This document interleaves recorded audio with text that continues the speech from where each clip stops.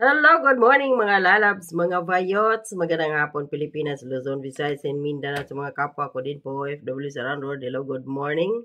So, grabe ngayon ang tao no sa rally ng Iglesia ni Cristo sa Pilipinas at nationwide yun, no? At habang dumadagsa ang napakaraming mga miyembro ng Iglesia ni Cristo at iba't ibang mga sektor no ng mga relihiyon at kahit hindi Iglesia ni Cristo nag-participate doon ay ang presidente at ang vice presidente ay may kanya-kanya din silang ginagawang trabaho. So si VP Sara kahapon ay balita nga na nasa Japan at nakipag-meet and greet doon sa mga kanyang supporter sa mga kapwa ko din po OFWs dyan sa Japan. No? Big love shoutout. At doon niya nasabi na talagang pinag-isipan nila yung ano no. O natatakbo talaga siya pagka presidente sa 2020 presidential election. So ngayong araw na to, si VP Sara ay balita dito sa News 5 4 hours ago ay nasa US Embassy, no? Bumisita ay dito sa News 5, bumisita si Vice President Sara Duterte sa embahada ng United States of America upang makiramay sa pagpanaw. Namatay na pala yung dating US President na si Jimmy Carter. Nagpaabot din ang busy ng pagbati para sa nalalapit na inaugurasyon ni na US President-elect Donald Trump at Vice President-elect J.D. Vance. So ito nga yun, no? Ang picture ni VP Sara na nasa US Embassy siya. So ito, ayan, may pinirmahan siya na nakaharap yung picture ni ng dating US President na si Jimmy Carter. Nag-sign siya doon ng ganyan para mga pahasubo yung condolences. At ito, nag-alay ng dasal din si VP Sara. Siguro dito, hindi natin alam.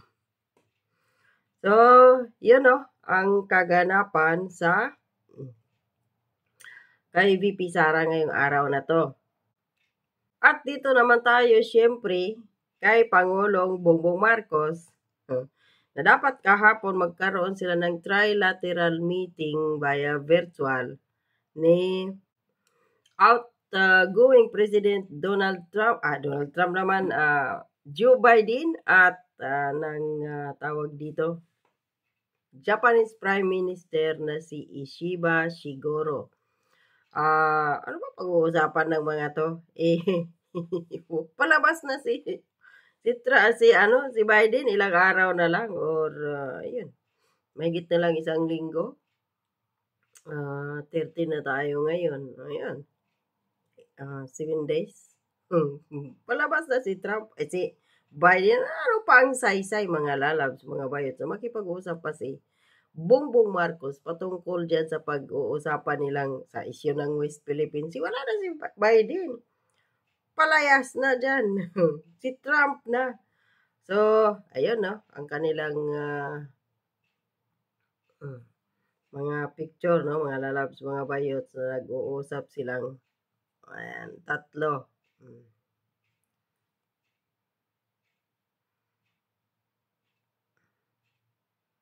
So, ito yung mga gabinete ni BBM.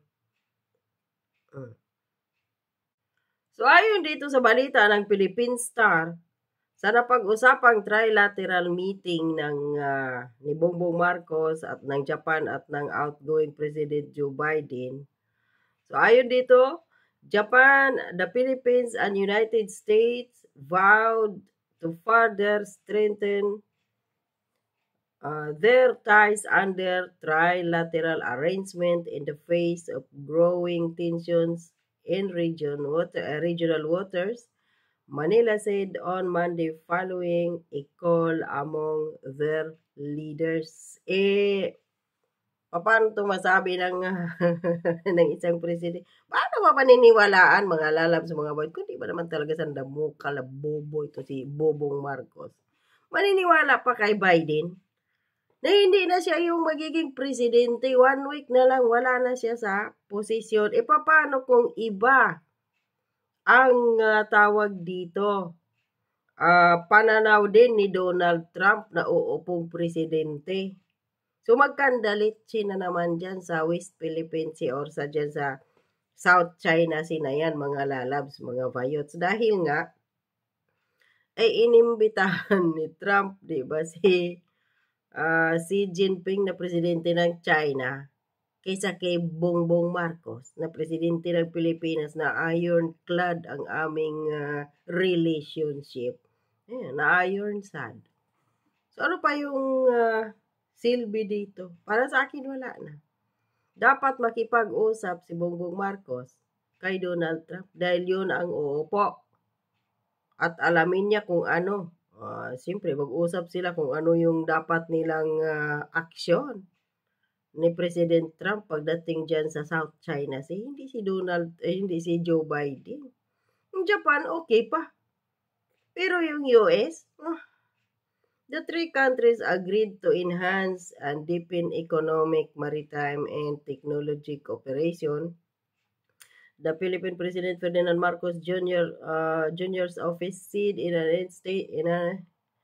statement after a virtual meeting with the U.S. President Joe Biden and Japanese Prime Minister Shigeru Ishiba that was held on Monday morning ASEAN time. Sabi pa dito, I am confident that our three countries will continue to work together closely to sustain the gains that we have made in enhancing and deepening our ties. Yun yung sabi mo. Sabi yun ni Biden. Paano kung iba din naman ang sasabihin ni Trump? Yun. Naman puro mga tawag dito, pledges, puro pledges, wala naman, observe, monitor, at kung ano pang kaputahan ng mga pinagsasabi kay Bongbong Marcos at pinaniniwalaan naman itong ogok. Kahit inuuto na ng ibang bansa, hala, sige pa rin. Sa bagay, meron kasing agreement si Bongbong Marcos, kahit hindi man niya sabihin, at si Biden, patungkol sa mga nakaw na yaman ng kanyang ama at kanilang mga kaso sa Amerika na gusto nilang mabura na doon ang kaso at gusto nilang makuha ang mga ninanakaw ng kanyang tatay sa taong bayan nung siya presidente, Marcos Sr. na butakal din pala, marami palang inanakan ding babae, ang pisting yawa. Gusto lang makuha. Talagang interesado, no? Makuha ang mga nakaw na yaman. Talagang doon sila nabubuhay, no? Ang mga Marcos family na to sa kaban ng taong bayan, sa mga mahihirap ng mga taxpayers, no? Nag-i-enjoy sila sa kanilang buhay, sa pagsipsip sa mga taxpayers ng mga mahihirap, at sila ay lamon, kain, at party. Walang problema sa kanila yon. Kahit sa akin, kung sa tausog pa, di ko ipaglilain hulas sang sakong dito sa dunya, no, sampay sa akira na nilalamon nila, no. Hindi yun paglila ng taong bayan. Kanilang paghihirap, tapos sila ay, yun, masaya, masarap ang kinakain. So, si Bibi Sara, mga lalabs, mga bayots, kasabay ng, yun, ang tindi, mga lalabs, mga bayots, no, ng tawag dito.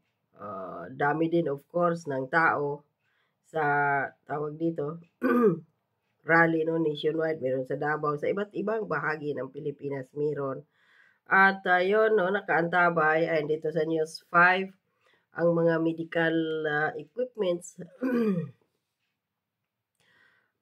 mga medical response, no, team sa Manila DRRM office sa bandang National Museum kasunod ng isinasagawang National Rally for Peace ng Iglesia ni Cristo. So maganda na talagang baka may atakihin, may mga matatanda dyan o kung ano-ano pa. So ayun na nga, no, pabugso-bugso ang ulan, nagpa-cloud shedding yata si Lisa Marcos para masyadong halata, no. So sabi dito ng News 5 ulit, pabugso-bugso man ang ulan, patuloy ang pagdagsa ng mga miyembro ng Iglesia ni Cristo. Tinatayang mahigit sa 1,000,000 na ang bilang ng mga dumalo sa rally. Oh, cloud shedding.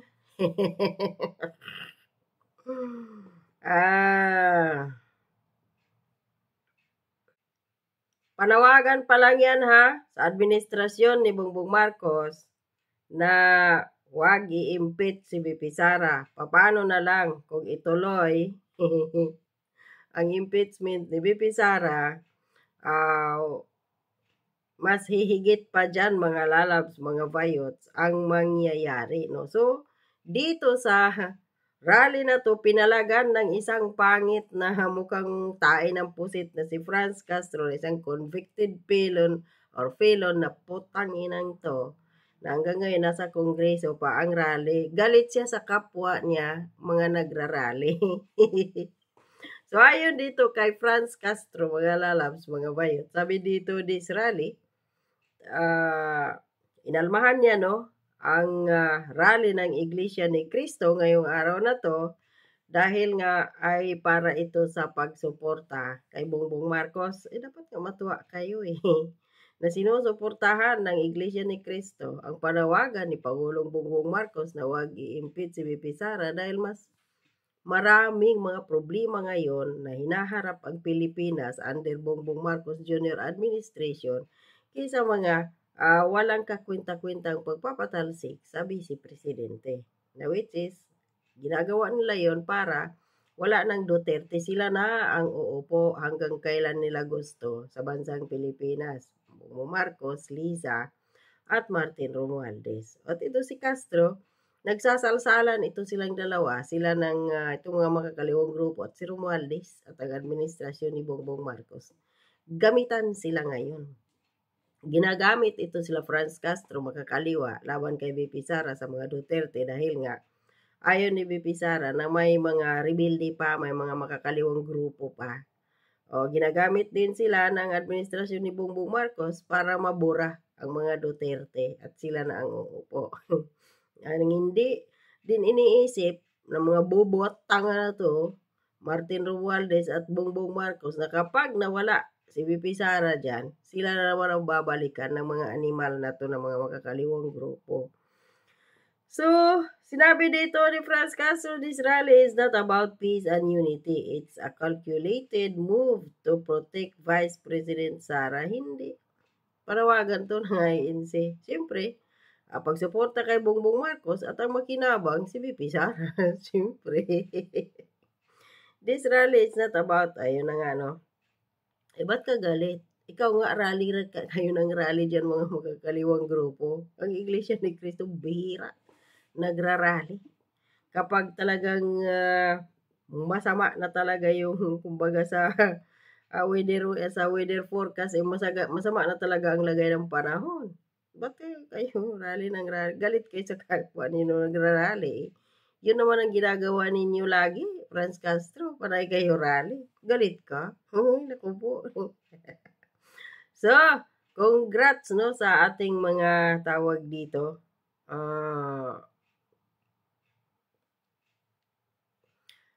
Kapatiran na Iglesia ni Cristo sa kanilang rally at of course alam natin na matagumpay ito, no? So, yun. Alam muna sa ngayon mga lalabs, mga vice, hanggang dito lang. Maraming salamat. Stay safe po. God bless and bye-bye.